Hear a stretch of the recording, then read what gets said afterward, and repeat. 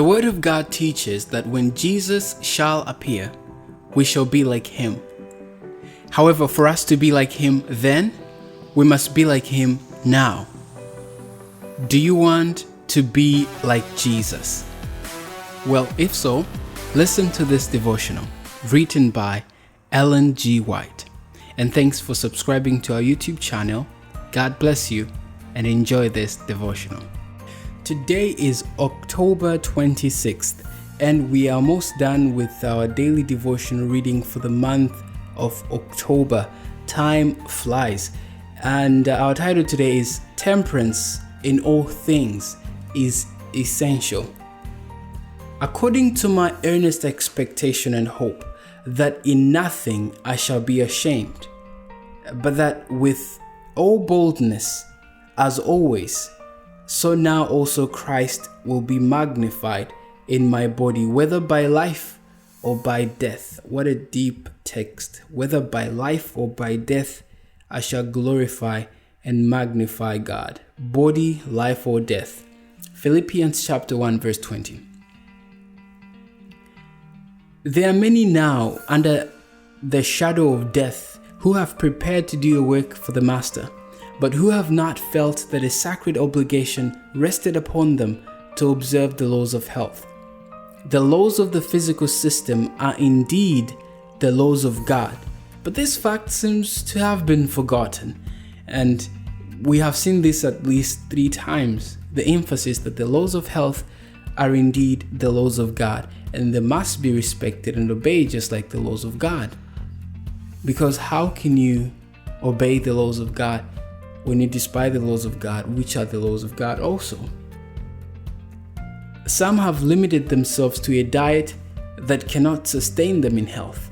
They have not provided nourishing food to take the place of the injurious articles, and they have not considered that tact and ingenuity must be exercised in preparing food in the most healthful manner. The system must be properly nourished in order to perform its work. There are many in the world who indulge pernicious habits.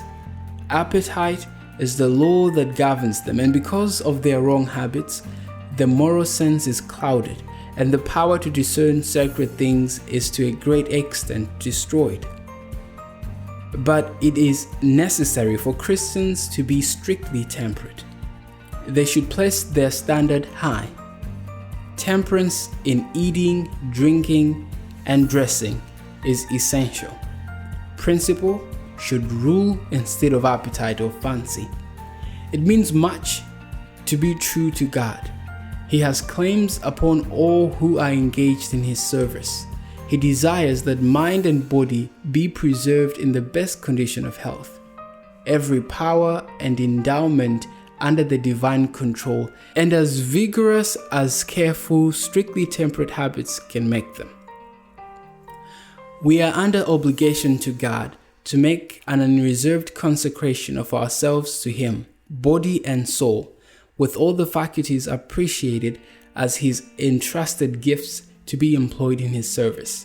All our energies and capabilities are to be constantly strengthened and improved during this probationary period.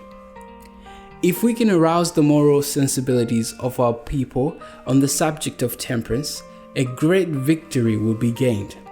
Temperance in all things of this life is to be taught and practiced. Temperance in eating, drinking, sleeping, and dressing is one of the grand principles of the religious life. Truth brought into the sanctuary of the soul will guide in the treatment of the body. Nothing that concerns the health of the human agent is to be regarded with indifference. Our eternal welfare depends upon the use we make during this life of our time, strength and influence.